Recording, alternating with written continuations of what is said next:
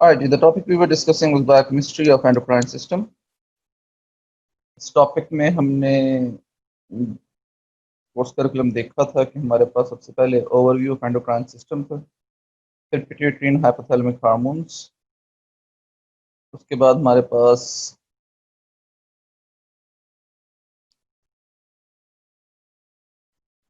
Thyroid hormones आ गए थे, calcium regulating hormones, then comes adrenocortical hormones, adrenomedullary hormones, male and female gonadal hormones and hormones of pancreas.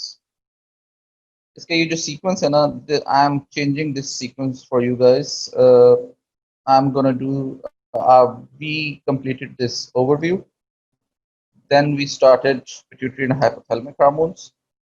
ये हमने तकरीबन आधे से ज़्यादा कर लिया हुआ है, इसको भी थोड़ा डिस्कस करते हैं. अच्छा, अब इसके बाद I am not gonna start thyroid hormone, I will jump to the adrenocortical hormones, then we will do adrenomedullary hormones, then we will go to the male and female gonadal hormones. Okay? Then we will come back to the thyroid hormones. After that, we will cover calcium regulating hormones, and lastly, we will have the hormones of pancreas. हमारा sequence अब कुछ इस तरह का होगा कि pituitary के बाद अब हम जाएंगे adrenal cortical, adrenal medullary and male and female gonadal hormone. फिर जब ये हमारा पिट्यूटरी पूरा खत्म हो जाएगा, उसके बाद फिर मैं इसलिए से कह रहा हूँ कि पिट्यूटरी खत्म हो जाएगा, पिट्यूटरी नहीं मैं डिस्कस करता हूँ अभी छोड़ो इसे. जब हमारा पिट्यूटरी पूरा खत्म हो जाएगा, then we will start with thyroid and then we will go to the parathyroid hormones and lastly we will go to the pancreatic hormones. So this will be our sequence. ये sequence आप follow करेंगे till the end of this topic. ठीक है, we are done with the overview. We are going through the pituitary and hypothalamic hormones. अब pituitary and hypothalamic में आपने देखा था ना कि जो हमारे पास एंटीरियर पिट्यूटरी थे उनके हार्मोन्स में था एक ACTH. अब ये जो ACTH है ये निकलता है एड्रिनल कॉर्टेक्स से. वो डाला उन्होंने इस टॉपिक में हुआ है और उसके बाद हमने वो एड्रिनल कॉर्टिकल हार्मोन में ही पढ़ना. So what I am doing is I am gonna cut short this topic pituitary and hypothalamic hormones. इसमें से ये ACTH वाला पोर्शन निकाल देंगे. ठीक है, इसको हम करेंगे एड्रिनल कॉर्टिकल के साथ, और फिर जब एड्रिनल कॉर्टिकल शुरू कर देंगे तो फिर उसके बाद हम करेंगे एड्रिनल मेडुलरी और लास्टली गोनाडल हार्मोन. ठीक है, तो ये हमारा टॉपिक है, एक पूरा सेक्शन कंप्लीट हो जाएगा. ठीक है, उसके बाद हमारा नेक्स्ट सेक्शन होगा ये थायराइड हार्मोन्स और कैल्शियम रेगुलेटिंग हार्मोन, जिनमें हम पैराथायराइड हार्मोन्स पढ़ते हैं. ये हमारा सेकंड सेक्शन होगा. और फिर लास्ट में हम पेनक्रियास पढ़ेंगे. पेनक्रियास में हमने इंसुलिन और ग्लूकागॉन देखना है, तो ये भी हमारा एक सेक्शन हो जाएगा. तो 1 2 3 सेक्शंस के अंदर हम ये करेंगे. वो the first section being the longest and the largest, second being the mediocre and third being the smallest one. जो हम पिट्यूटरी एंड हाइपोथैलेमिक हार्मोन्स कर रहे थे उसमें हमारे पास जो हमारा कोर्स करिकुलम है वही आपके सामने मौजूद है. अब अगर इस कोर्स करिकुलम को देखें तो इसमें ये वाला जो पोर्शन है ना, ये कुशिंग सिंड्रोम और एडिसन सिंड्रोम, ये पोर्शन बिलोंग करता है ACTH से. ठीक है,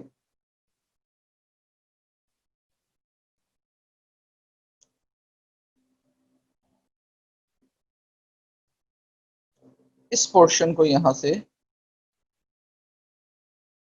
काट दिया जाए. ठीक है, इस पोर्शन को यहाँ से काट दिया जाए. हम इसको इंशाल्लाह करेंगे एड्रिनल कॉर्टिकल हार्मोन्स. मुझे ना मुनासिब ये लगा कि मैं इसको ACTH को ना बाकी सारे एड्रिनल कॉर्टिकल हार्मोन्स के साथ ही आपको करवाऊँ, रादर देन कि मैं एक पोर्शन यहाँ पे करवा दूँ और जब मैं एड्रिनल कॉर्टिकल हार्मोन्स में पहुँचूँ तो मैं आपको कहूँ कि जी ये वो हमने पीछे किया था, ये वहाँ से देख लें. I don't want to do that. तो इंशाल्लाह ये हम पूरा ब्लॉक करेंगे इकट्ठा adrenal cortical hormones. Rest of the topic, इसमें अब तक जो कुछ हमने किया है वो कुछ इस तरह है. हम हाइपोथैलेमिक हार्मोन्स कर चुके हैं, हमने देख लिया था कौन कौन से निकलते हैं. वो रिलीजिंग और इनहिबिटरी हार्मोन्स होते हैं ये सारे. Remember growth hormone, sorry, growth hormone releasing hormone था, ग्रोथ हार्मोन इनहिबिटरी हार्मोन था, कॉर्टिकोट्रोपिन रिलीजिंग हार्मोन था, थायरोट्रोपिन रिलीजिंग हार्मोन था,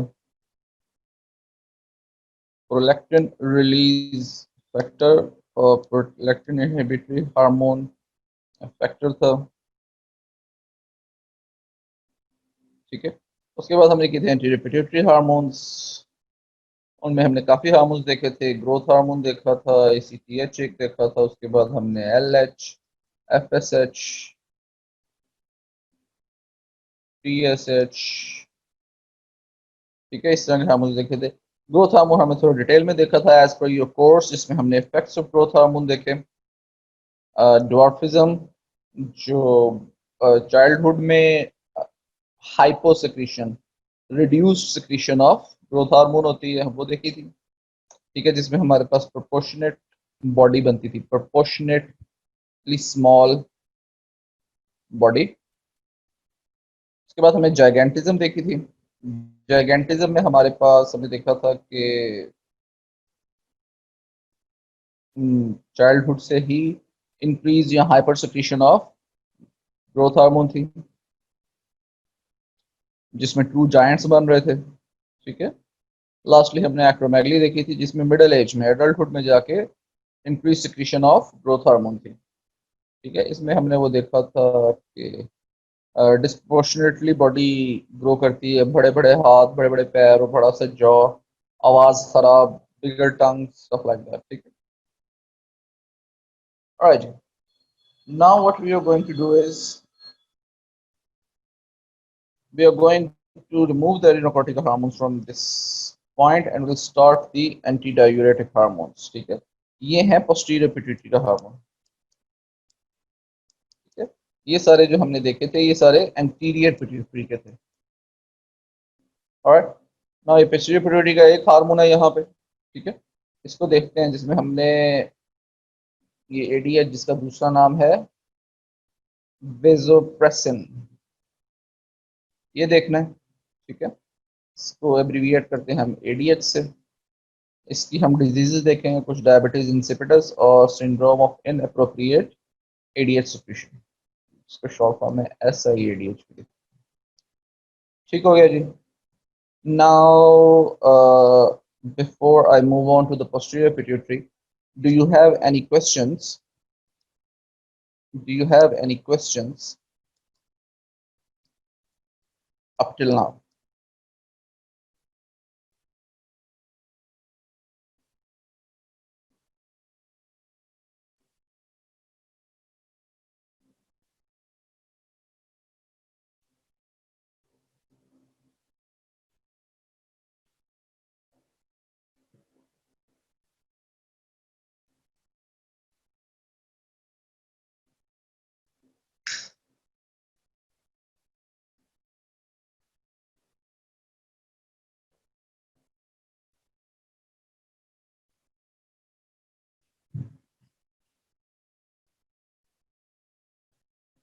All right, जी, no questions, that's a good thing.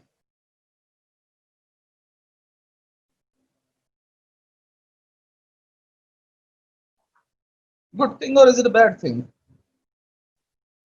I could never decide कि मुझसे स्टूडेंट्स क्वेश्चन नहीं पूछ रहे हैं तो ये अच्छी बात है या बुरी बात। क्योंकि मैं एक बात कहता हूँ तो मैं रिपीट कर रहा हूँ, क्वेश्चन ना पूछने का ना कि दो ही मतलब होते हैं, या तो सारी समझ आ गई या कुछ भी समझ नहीं आई। सारी समझ आ जाए ये एक फारफेच्ड रियलिटी है, और इस चीज पे भी यकीन करने का, यानी कि यकीन नहीं होता मुझसे कि कुछ भी समझ नहीं आया। So I'm always confused about this point कि ये अच्छी बात है या बुरी बात है कि ना कुछ।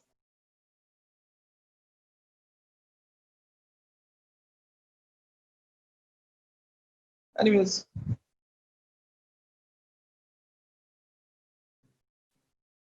at the time being, I'll take it as अच्छी बात है कि कोई questions नहीं है। And I'm gonna start the topic posterior pituitary hormones। आए जी, ये आप देख सकते हैं पिट्यूटरी ग्लैंड है।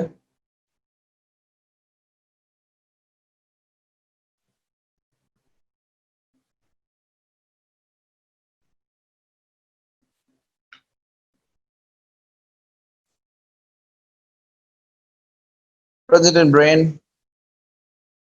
It has two portions. This one anterior pituitary and this posterior pituitary.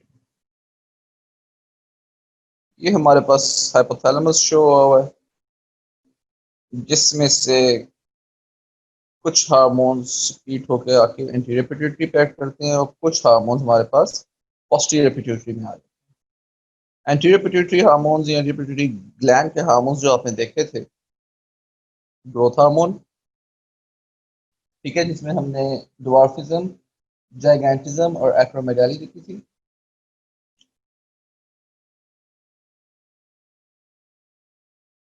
Thyroid stimulating hormone, adrenocorticotropic hormones, follicle stimulating hormone and luteinizing hormone.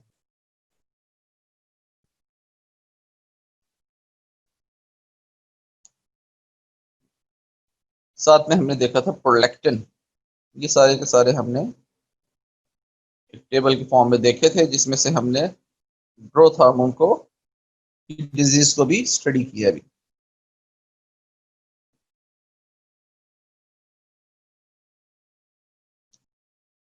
अब आ जाते हैं हम पोस्टीरियर पिट्यूटरी के ऊपर।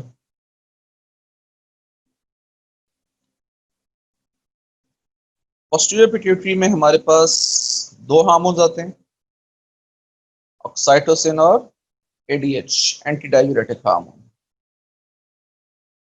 ऑक्साइटोसिन acts on breast and uterus of the female. ये हमारे अभी course में इसका मजीद आगे कुछ नहीं। Yeah, but this ADH, it is very much in your course and it is a very important topic. UHS के पॉइंट ऑफ व्यू से ऑफ कोर्स इम्पोर्टेंट है। I won't say it's high yield, it's a medium yield, it's not a extremely 3-star important topic, it would be a 2-star important topic. लेकिन अगर आप clinical practice के point of view से देखें तो it is very important. This organ, appeared organ, kidney, is very intelligent organ. हमारी body में कुछ भी बढ़ता है ये उसे कम कर देती है, हमारी बॉडी में कुछ भी ज्यादा होता है ये उसे कम कर देती है, कुछ भी कम होता है ये उसे कंजर्व करना शुरू कर देती है, स्क्वीट आउट नहीं करती। वो अच्छा, मैं ये कहूँगा आप सबने चाय बनाई है कभी, तो शायद उसमें से कुछ हो जिन्होंने ना बनाई हो, लेकिन चाय बनते तो देखी ही होगी कभी ना कभी जिंदगी में, या पता तो होगा उसका मैकेनिज्म क्या है। सारा कुछ वो एक पैन में डालते हैं, दूध, पानी, पत्ती, वो किसी ने अगर और कुछ डालना हो, अदरक, दालचीनी, इलायची वगैरह, something so on so fourth. अभी सारे इंग्रेडिएंट्स जो हैं ये हमारे पास उस सोल्यूशन में आ जाते हैं जो पक रहा होता है। जब वो पक जाता है तो क्या करते हैं, कप के ऊपर एक वो रखते हैं, सीड सी, जिसे हम उर्दू में छन्नी कहते हैं, ठीक है।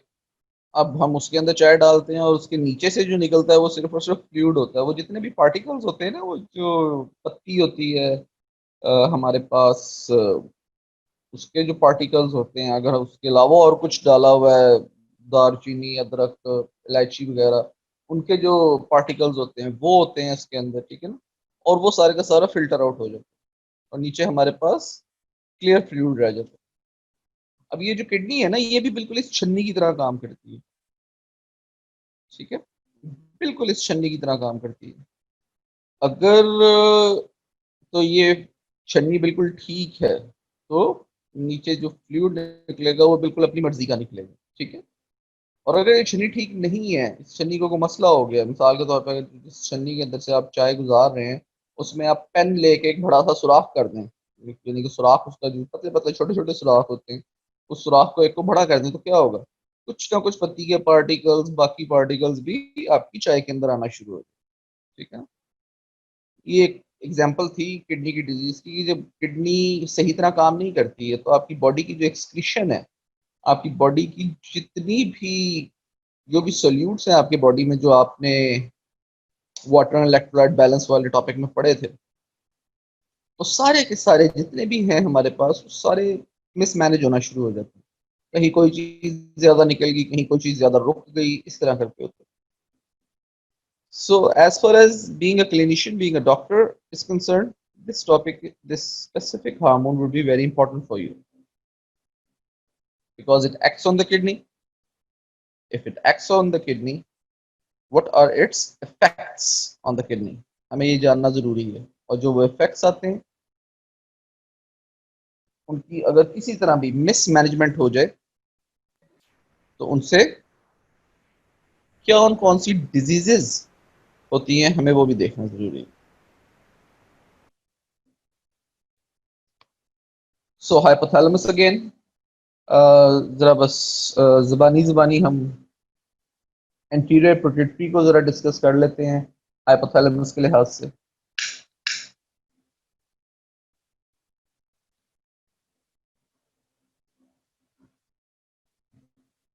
हाइपोथैलेमस से कुछ न्यूरो हार्मोन्स रिलीज होते हैं, जिनमें हमारे पास growth hormone release hormone, growth hormone inhibitory hormone, corticotropin release hormone, thyrotropin release hormone, gonadotropin release hormone, prolactin release factor, prolactin inhibitory factors, ये इस तरह के सारे न्यूरो हार्मोन्स रिलीज होते हैं। ये सारे हार्मोन्स आके पोस्टीरियर पिट्यूटरी के ऊपर एक्ट करते हैं और पोस्टीरियर पिट्यूटरी इन हर हार्मोन के इफेक्ट में, के रिजल्ट में एक या एक से ज्यादा और हार्मोन्स प्रोड्यूस करता है। ठीक है। अब एंटीरियर पिट्यूटरी के अंदर हमारे पास आज आए थे कि ग्रोथ हार्मोन रिलीज हार्मोन के इफेक्ट से, इसका एक और नाम भी बताया था मैंने आप लोगों को, ग्रोथ हार्मोन रिलीज हार्मोन का जरा बताइए मुझे, क्या नाम बताया था मैंने इसका आपको?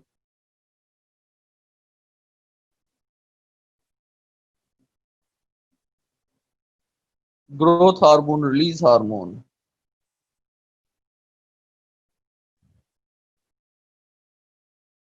और ग्रोथ हार्मोन इनहिबिटरी हार्मोन, इनके मैंने कुछ और नाम भी बताए थे आपको।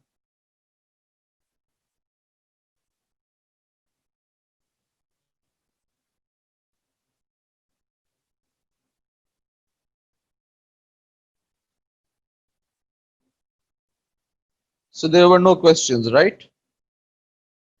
Everything was crystal clear.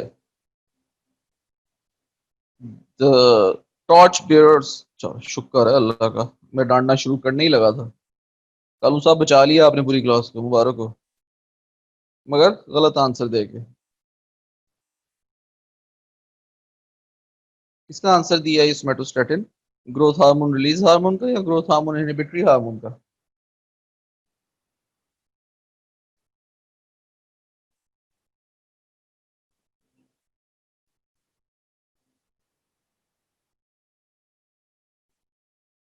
Inhibitory का, वेरी गुड, सोमेटोस्टेटिन। और रिलीज हार्मोन का क्या था?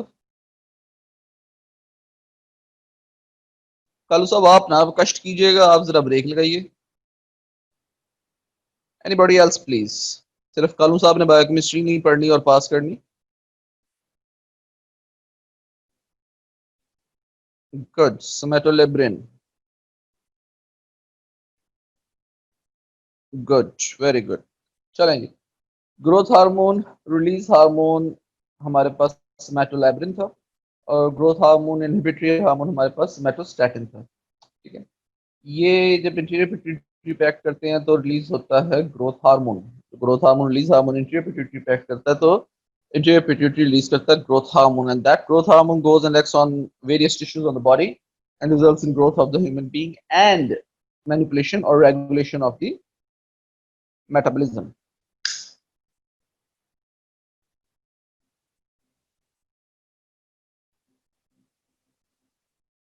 उसके बाद हमारे पास आया था एसीटीएच।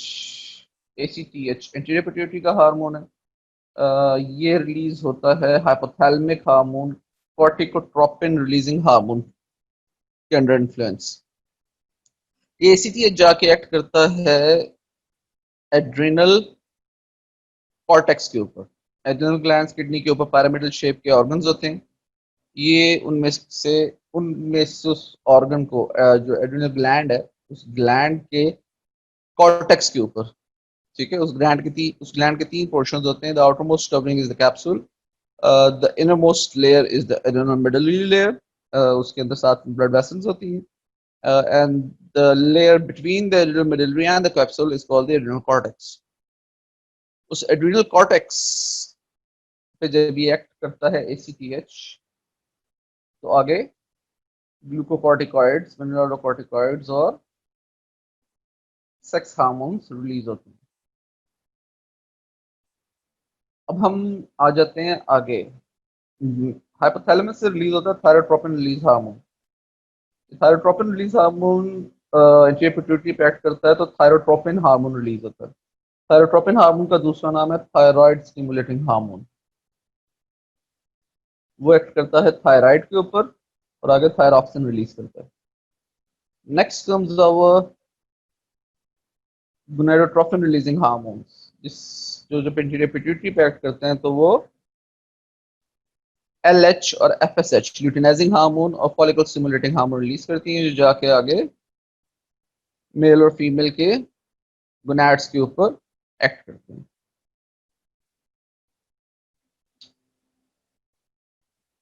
इसके बाद वो प्रोलैक्टिन रिलीज फैक्टर और प्रोलैक्टिन इनहिबिटरी हार्मोन था, जिसके अंडर इन्फ्लुएंस एंटीरियर पिट्यूटरी से प्रोलैक्टिन रिलीज होता है। ठीक हो गया जी। अब हम आ जाते हैं पोस्टीरियर पिट्यूटरी के ऊपर। जब हाइपोथैलेमस में से ही दो हार्मोन्स ऑक्साइटोसिन और वेसोप्रेसिन जब ये रिलीज होते हैं, ऑक्साइटोसिन और vasopressin, vasopressin is ADH anti diuretic hormone, ये रिलीज होते हैं, तो ये हाइपोथैलेमस से ही एक्सोनल ट्रांसपोर्ट के थ्रू, एक्सोनल यानी कि जो न्यूरॉन्स के एक्सॉन्स हैं उनकी ट्रांसपोर्ट के थ्रू, एक्सोनल ट्रांसपोर्ट के थ्रू पोस्टीरियर पिट्यूटरी में आके कलेक्ट होना शुरू हो जाते हैं। These hormones, oxytocin and vasopressin, comes into the posterior pituitary. Posterior pituitary का ये दूसरा नाम यहाँ पे लिखा हुआ है न्यूरोहाइपोफाइसिस।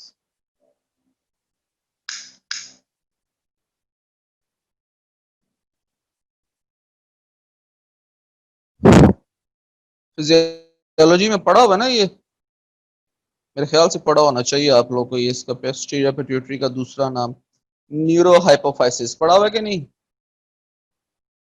Good, very good. तो ये जो एंटीरियर पिट्यूटरी होता है उसका क्या नाम होता है इस तरह का न्यूरोहाइपोफाइसिस वाला, उसका दूसरा नाम क्या होता है?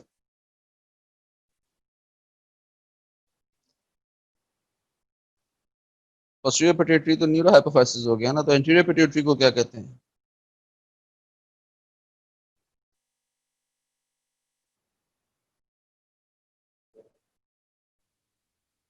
एडिनोहाइपोफाइसिस, वेरी गुड। हसीब भाई, मास्टर ग्लैंड पूरे पिट्यूटरी ग्लैंड को कहते हैं। और कोमल जहरा साहब भाई, ये DF क्या होता है? DF,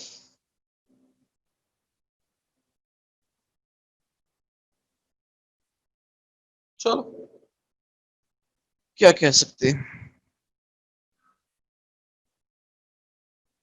किसी को ना, ये एक मेडिकल स्टूडेंट ने मैसेज किया ड्यूरिंग अ लेक्चर, यानी कि एक आंसर दिया किसी भी क्वेश्चन का ड्यूरिंग अ लेक्चर, और उसने लिखा है DF। तो क्या मजा आएगा कि अगला बंदा मानेगा ही नहीं। Anyways, adenohypophysis is the anterior pituitary and neurohypophysis is the posterior pituitary। ठीक हो गया जी। इसका इतना सही कैस्केड सा है छोटा सा, वो एंटीरियर पिट्यूटरी का तो हमने ठीक ठाक बढ़ा देखा था, जम्बल्ड अप। इसका बस इतना सही। Oxytocin acts on the uterus and mammary glands of the female and results in the uterine contraction of the uterus and lactation from the mammary glands, whereas vasopressin acts on the kidney and regulates the water balance in the body. All right,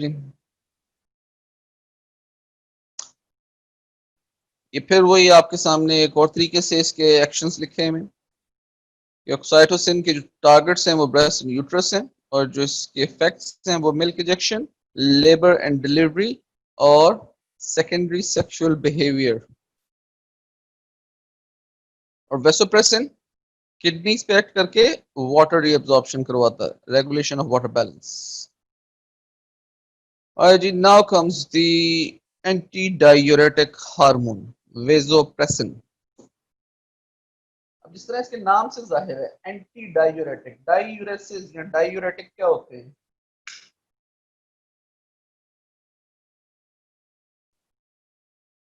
diuretic term हम use करते हैं या diuresis एक term use होती है, इसका मतलब होता है बॉडी में से ज्यादा पानी बाहर निकलना। ठीक है। डायूरेटिक का क्या मतलब हुआ? कोई भी ऐसी चीज, वो दवाइयां भी हो सकती हैं, हम कुछ दवाइयों को भी डायूरेटिक्स कहते हैं। एक क्लास ऑफ मेडिकेशन है डायूरेटिक्स, ये यूज होती है हाइपरटेंशन मेडिकेशन में। ठीक है। कई ड्रग्स हैं इसके अंदर, फ्लूसोमाइड है, स्पाइरोनोलेक्टोन है, ये करती क्या है, ये बॉडी में से हाइपरटेंसिव पेशेंट्स के अंदर प्रेशर ज्यादा हुआ होता है उनमें से फ्लूइड कंटेंट कम कर देती हैं, उस प्लाज्मा में से फ्लूइड कंटेंट कम कर देती हैं, जिसकी वजह से वेसल्स के ऊपर प्रेशर कम होना शुरू हो जाता है। तो ये हाइपरटेंसिव लोगों के लिए एक ड्रग की क्लास भी है डायूरेटिक्स। डायूरेटिक्स वो सब्सटेंसेस हैं, वो केमिकल्स हैं, वो हार्मोन्स हैं जो आपकी बॉडी में ज्यादा से ज्यादा पानी बाहर निकालने में मदद करें। तो ये जो है हमारे पास, इसका नाम है एंटी डायूरेटिक, यानी कि ये उस डायूरेसिस को, उस वाटर लॉस को, जो ज्यादा पानी निकल रहा होता है उसको रोकता है, उसको चेक करता है, कम करता है। ठीक है। सो एंटी डायूरेटिक हार्मोन, इसको मैंने इस तरह तोड़ तोड़ के आप लोगों को इस वजह से समझाया कि कभी कभार ना कंफ्यूजन हो जाती है इसमें कि ये करता क्या है। So anti diuretic hormone now should be clear to you कि ये करता क्या। तो अगर हमारी बॉडी में एडीएच की कॉन्सेंट्रेशन ज्यादा हो रही है, अगर एडीएच की कॉन्सेंट्रेशन ज्यादा हो रही है, क्या होगा? ज्यादा पानी एक्सक्रीट आउट होगा या ज्यादा पानी कंजर्व होगा? अगर एडीएच ज्यादा हो रहा है तो हमारी बॉडी में क्या होना चाहिए? जो मैंने आपको सारी एक राम कहानी सुनाई है, इसके अंदर इस नॉलेज को अप्लाई करके मुझे बताएं कि अगर आपकी बॉडी में एडीएच की कंसंट्रेशन ज्यादा हो जाती है, रिलीज ज्यादा हो जाती है, तो आपकी बॉडी पे क्या इफेक्ट्स आएगा? आपके पास दो ऑप्शन है। पहली ऑप्शन है, क्या आपकी बॉडी के अंदर वाटर कंटेंट ज्यादा हो जाएगा या आपकी बॉडी में वाटर कंटेंट कम हो जाएगा? आपकी बॉडी के अंदर, मैं आपकी यूरिन प्रोडक्शन नहीं पूछ रहा। Very good. कल साहब वाकई जो मैंने पहले कहा था ना, लगता है कि आप ही ने पास करनी है सिर्फ बायोकेमिस्ट्री। बाकी तो हमारे 128, 128 कहते हैं, 127 हो गए। बाकी जो हमारे 127 पार्टिसिपेंट हैं, 127 से 126 हो गए, वो बस स्कूल में है। कालू साहब शायद आपका नेट ज्यादा तेज चलता है। चले, जो भी वजह, it's good, I appreciate it, at least for you. Anti diuretic hormone अगर बॉडी में ज्यादा हो जाए तो बॉडी में वाटर कंसंट्रेशन, वाटर की अमाउंट, क्वांटिटी ज्यादा होनी शुरू हो जाती है। और अगर किसी वजह से एडीएच रिलीज ना हो रहा हो तो वाटर की कंसंट्रेशन, वाटर की क्वांटिटी, वाटर की अमाउंट कम होनी शुरू हो जाती है, पानी ज्यादा से ज्यादा बाहर एक्सक्रीट आउट होना शुरू हो जाता है। ठीक है। Let me put it this way, if somehow the ADH secretion is high in the body, it will result in increased amount of water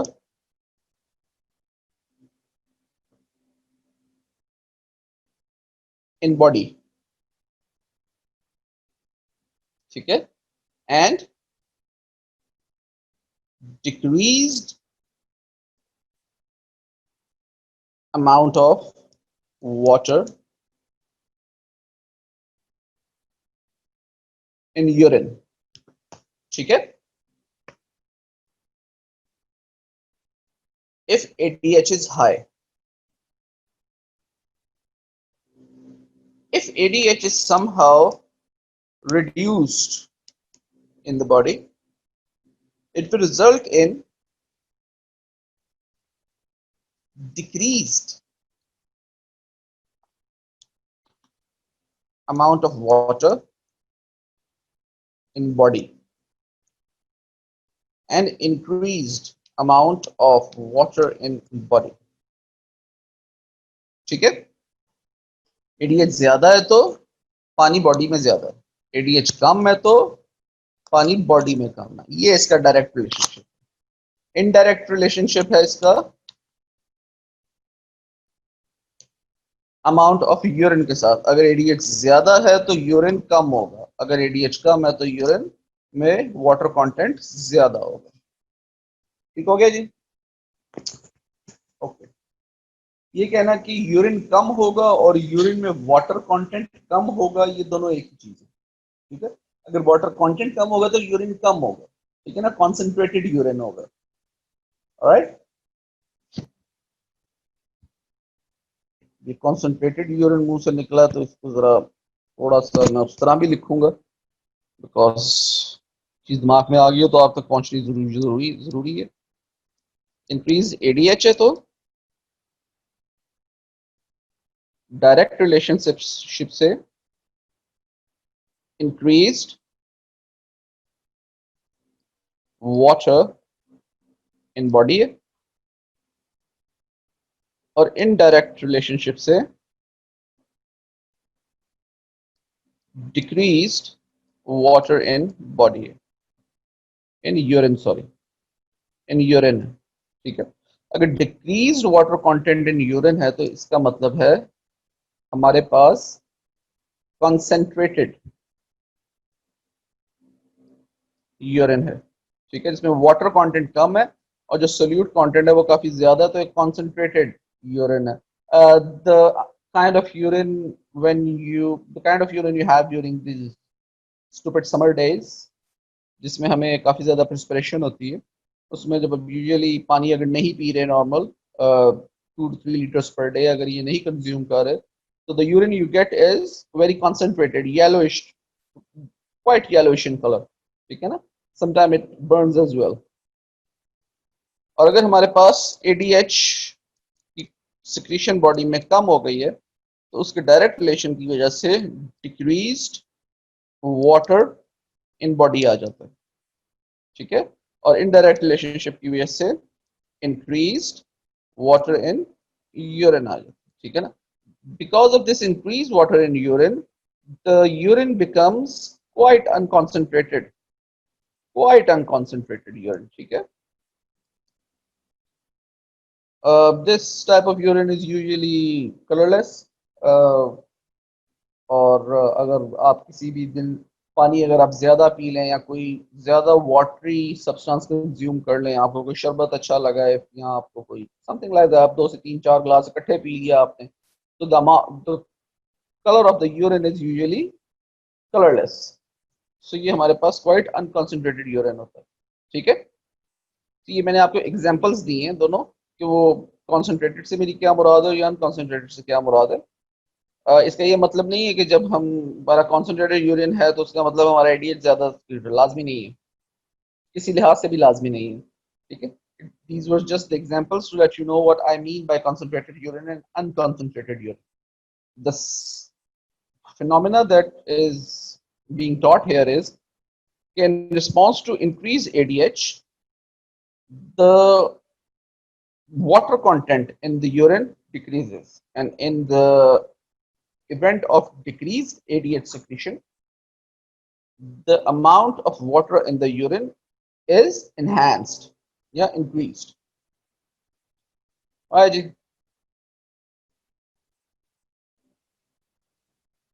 अब अगर ये साफ ना हो तो मुझे बंद करके लगाना पड़ेगा।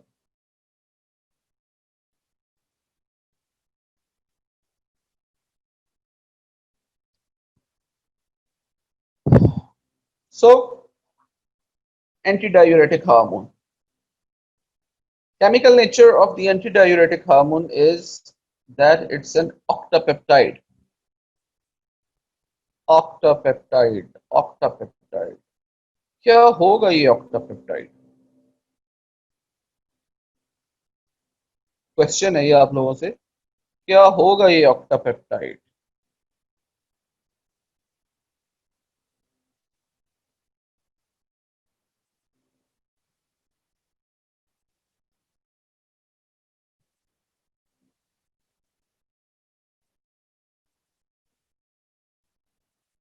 Protein,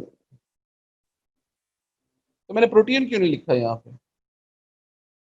if it's a protein, मैंने प्रोटीन क्यों नहीं लिखा है यहाँ पे? 8 peptide unit composed of 8 amino acid, very good. मैंने very good Ujwa, Amna and Kalu साहब, वेरी गुड। मैंने पीछे आप लोगों को टर्म बताई थी, एक पॉलीपेप्टाइड भी थी, ठीक है ना?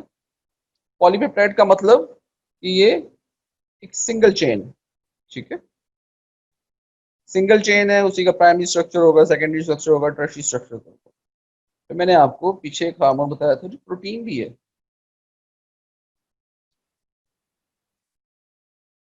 अब अगर कोई हार्मोन प्रोटीन है तो इसका क्या मतलब हुआ?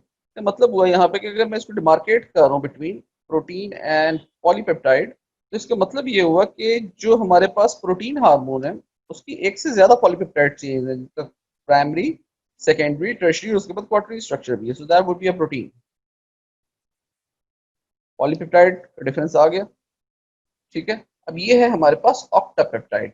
सो ऑक्टापेप्टाइड का मतलब है कि 8 अमाइनो एसिड्स आपस में जुड़े हुए हैं, ठीक है, 8 अमाइनो एसिड्स आपस में जुड़े हुए हैं, फॉर्मिंग एन ऑक्टापेप्टाइड। ऑलराइट, यानी कि ये काफी छोटा सा हार्मोन है, 8 अमाइनो एसिड, नथिंग, बहुत छोटा सा हार्मोन है ये, ठीक है। And it is released in response to these two events in the body: hyperosmolality and hypovolemia. Hyperosmolality and hypovolemia. Hyper osmolality, ये ऑस्मोलैलिटी और हाइपर ऑस्मोलैलिटी क्या होगी? ऑस्मोलैलिटी बेसिकली इस चीज को शो करती है कि आपके जो सोल्यूशन है उसके अंदर सॉल्यूट कॉन्सेंट्रेशन कितनी है as compare to the solvent concentration.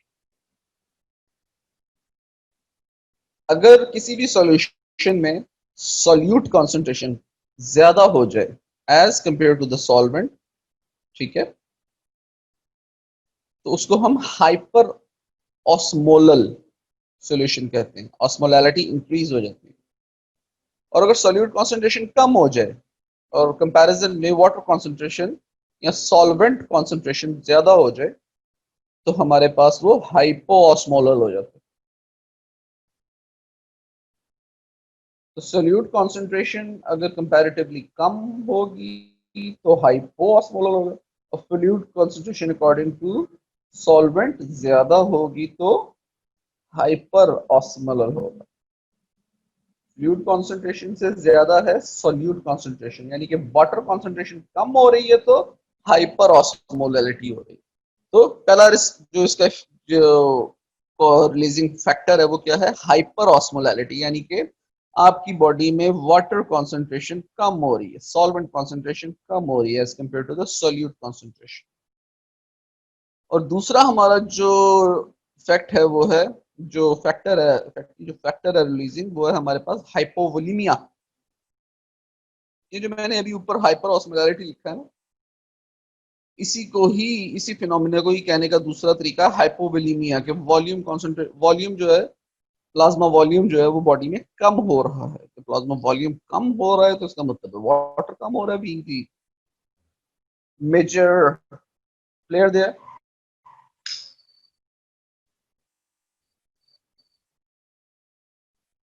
Water कम हो रहा है तो इसका मतलब है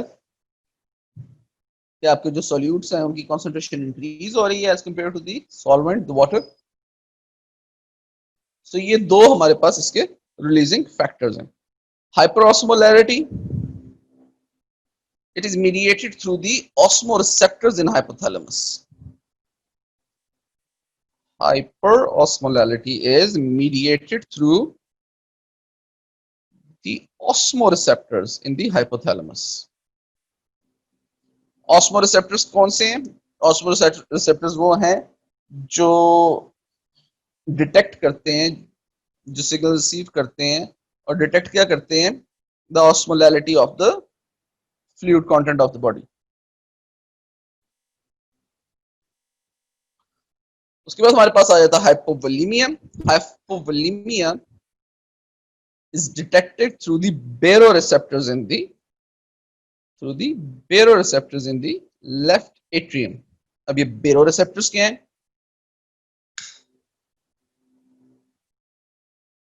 आई एम प्रीटी श्योर आप लोगों ने फिजियोलॉजी में पढ़ा होगा. बेरोरिसेप्टर्स आपकी वो रिसेप्टर्स हैं जो डिटेक्ट करते हैं change in the pressure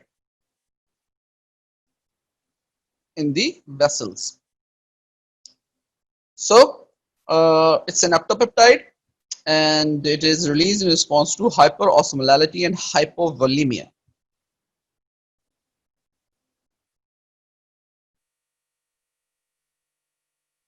Alright, ये देखिए increase plasma osmolality, hyper osmolality. ठीक है, ज्यादा हो रही है तो इसका मतलब है कि हमारे पास वाटर कंटेंट कम हो गया. ठीक है, वाटर कंटेंट जैसे ही कम होता है तो इसके इसके जो हाइपोवोलेमिया होगा उससे भी, उन रिसेप्टर से भी ये डिटेक्ट हो जाएगा, और दूसरा जो हमारे ऑस्मो रिसेप्टर्स हैं उनसे भी डिटेक्ट हो जाएगा, और उसके इफेक्ट में जब वो डिटेक्शन हो जाएगी तो आपकी बॉडी में एडीएच रिलीज होना शुरू हो जाएगा. एडीएच की रिलीज इंक्रीज हो जाएगी पोस्टीरियर पिट्यूटरी से. ठीक है, ये जो एडीएच है पोस्टीरियर पिट्यूटरी के अंदर स्टोर पड़ा होता है, क्योंकि ये बन रहा है हमारे हाइपोथैलेमस से, वहां स्टोर पड़ा होता है. जैसे ही ये वाटर कंसंट्रेशन कम होती है, डिटेक्शन इसकी होती है, वैसे ये एडीएच रिलीज होना शुरू हो जाता है पोस्टीरियर पिट्यूटरी से. ये रिलीज होता है जाके किडनीज पे एक्ट करता है, और जो इसका रिजल्ट है वो सिंपल है, पहले भी बताया हुआ, इंक्रीज वाटर रीअब्जॉर्प्शन. वाटर को रीअब्जॉर्ब करना शुरू कर देता है. वाटर रीअब्जॉर्ब करना होना शुरू हो जाएगा तो क्या होगा? Increase water in the body. जब वाटर इंक्रीज होगा तो इसका मतलब है कि प्लाज्मा ऑस्मोलैलिटी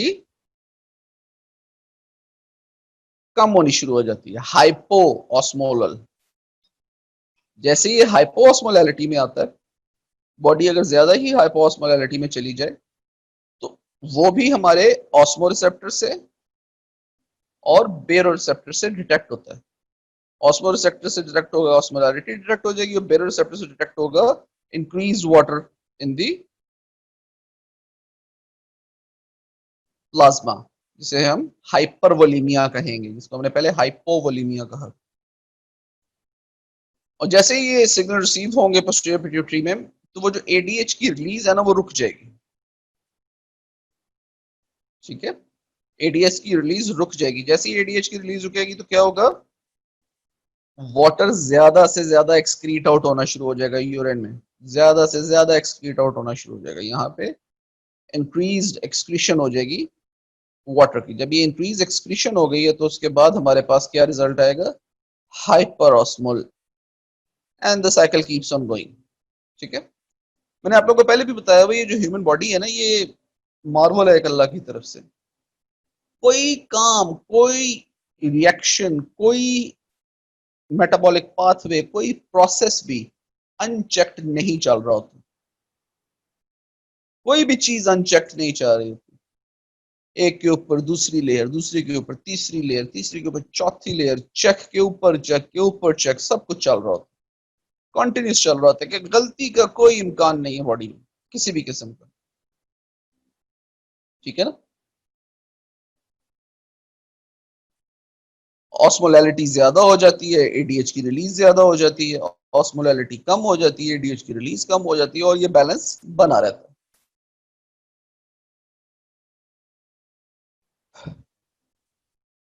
इस तरह इलस्ट्रेशन को देखिएगा प्लीज.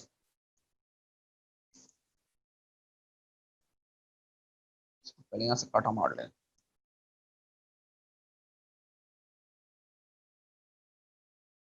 हाइड्रेटेड स्टेट में, वेल हाइड्रेटेड स्टेट में, जो हमारे पास एडीएच की रिलीज है वो कम होती है. वेल हाइड्रेटेड स्टेट वो होती है कि बॉडी के अंदर एम्पल अमाउंट में पानी पड़ा हुआ है. ठीक है ना, एम्पल अमाउंट में पानी पड़ा हुआ है तो इसका मतलब है कि वो प्लाज्मा ऑस्मोलैलिटी है वो गिरी हुई है, तो एडीएच की रिलीज बंद हुई होती है. ठीक है, और बॉडी में पानी इनफ पड़ा होता है. बॉडी में पानी इनफ पड़ा होता है ना, तो ये देखिए कलेक्टिंग डक्ट जो है, इनसे पानी ब्लड की तरफ जाना कम होता है। इसको मैं कम ही कहूंगा। कम क्यों कहूंगा कि जो मैंने इसका रेसिप्रोकल आपको देना है वो डिफरेंट है, कम होता है। So less water is reabsorbed in the response of low ADH. In another case, in the case of dehydration, where high ADH is released, more and more water is reabsorbed from the collecting ducts in the plasma or in the blood. More and more water is absorbed. So high ADH means high increased water reabsorption. अब ये होता कैसे है? ये एक चीज लिखी हुई है एक्वापोरेंस। जो एक्वापोरेंस है ना, ये पोर्स हैं इन ट्यूबुलर सेल्स के अंदर, क्योंकि ये जो कलेक्टिंग डक्ट से होके फ्लूइड ट्यूबुलर सेल्स में और ट्यूबुलर सेल से फिर ब्लड में वाया कैपिलरीज, ठीक है ना, ये इसमें जाना होता है in the kidneys.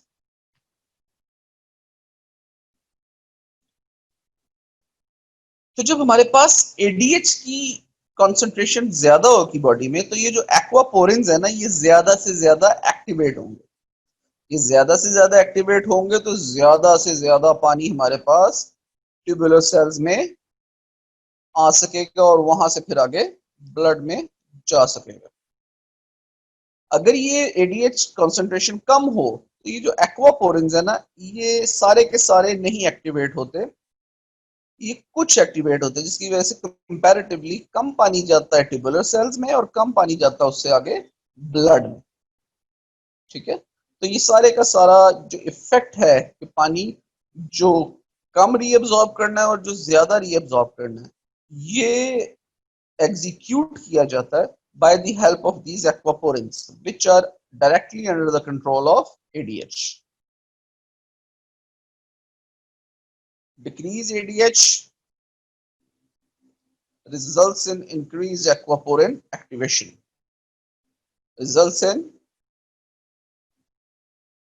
decreased ADH results in decreased aquaporin. Come ADH होगा तो कम aquaporin activate होंगे, results in decreased water and vice versa. अगर इंक्रीज एडीएच होगा तो इंक्रीज एक्वापोरेन होगा, इंक्रीज वाटर रिलीज होगा, ओ सॉरी रीअब्सॉर्ब होगा।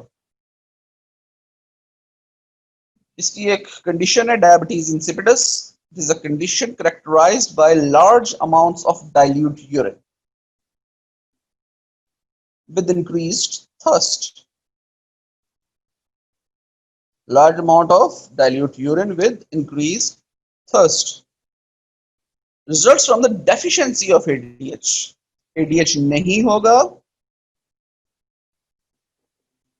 कम होगा तो कम एक्वापोरेंस खुलेंगे, कम एक्वापोरेंस खुलेंगे तो पानी कम अज कम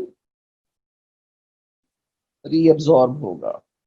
पानी कम रीअब्सॉर्ब होगा तो प्यास ज्यादा लगेगी। ठीक हो गया, ये तो हो गया एक इफेक्ट। इसका दूसरा इफेक्ट, अगर एडीएच रिलीज नहीं होगा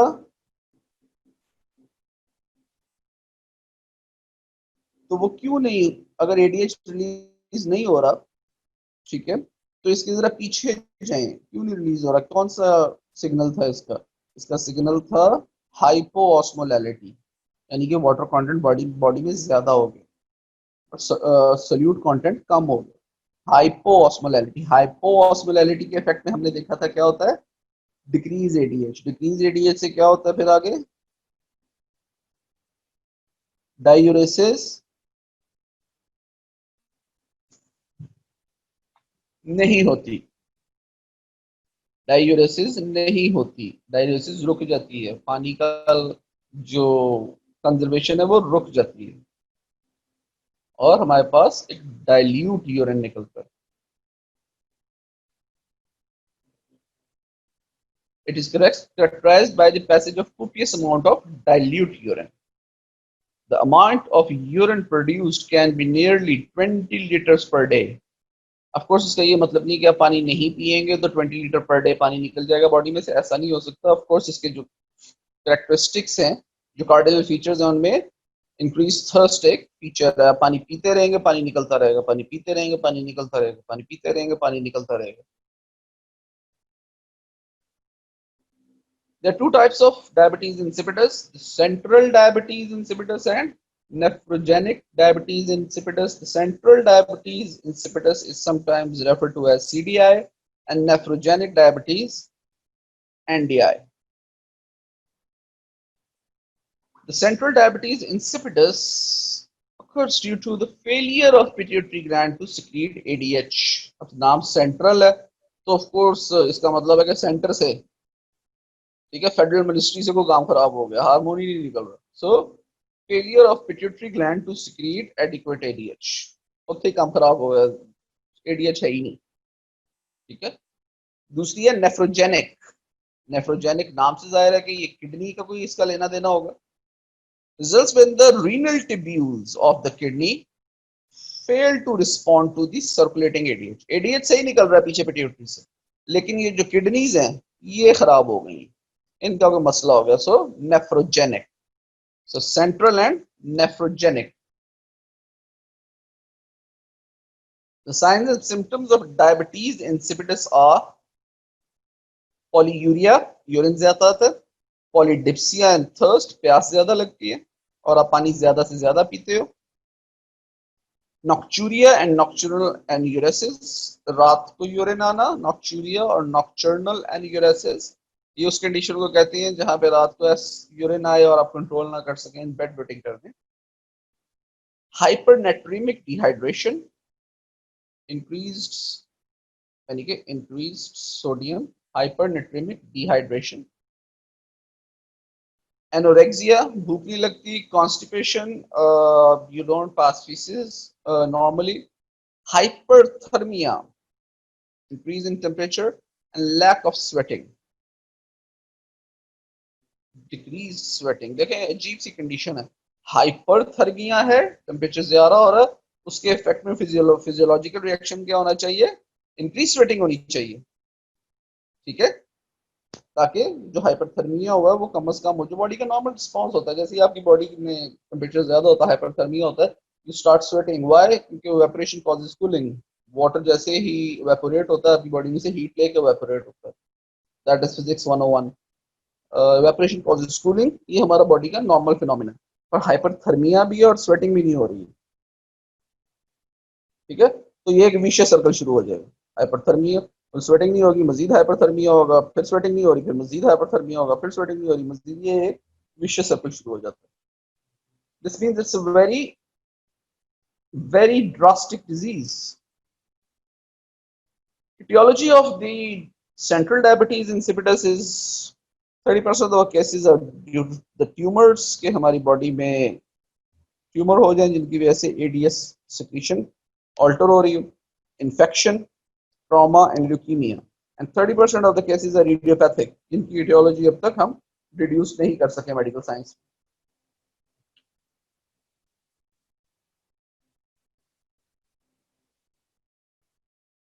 ये देखिए central diabetes insipidus,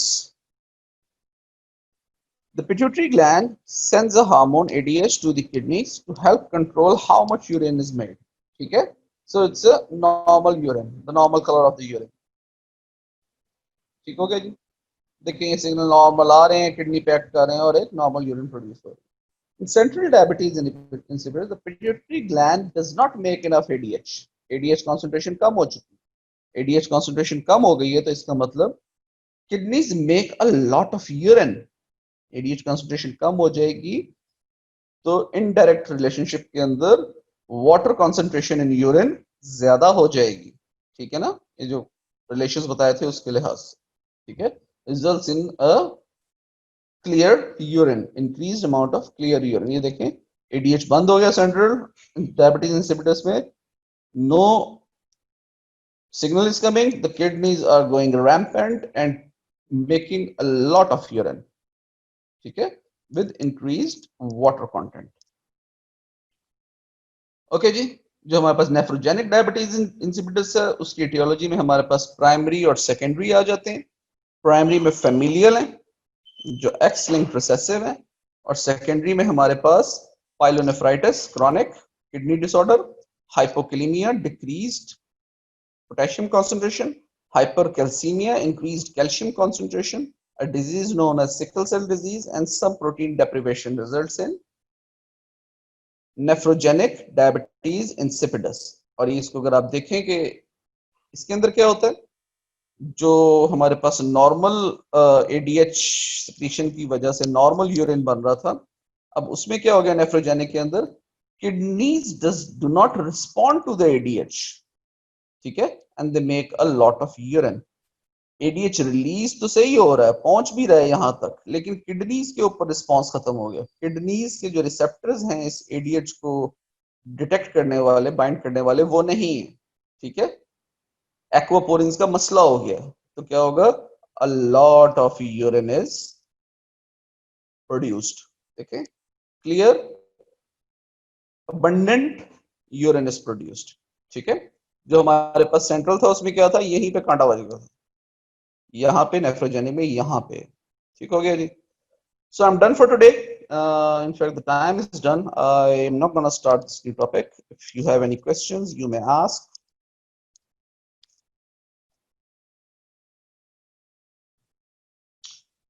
Any questions, please? पूछो पूछो, कुछ तो पूछो नालायको।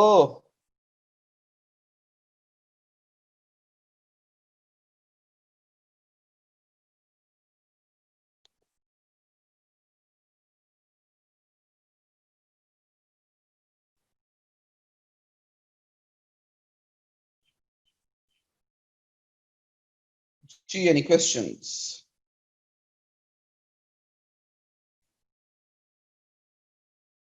Well then, it's time. This is Dr. Harun Habib signing off. See you day after tomorrow. Allah Hafiz.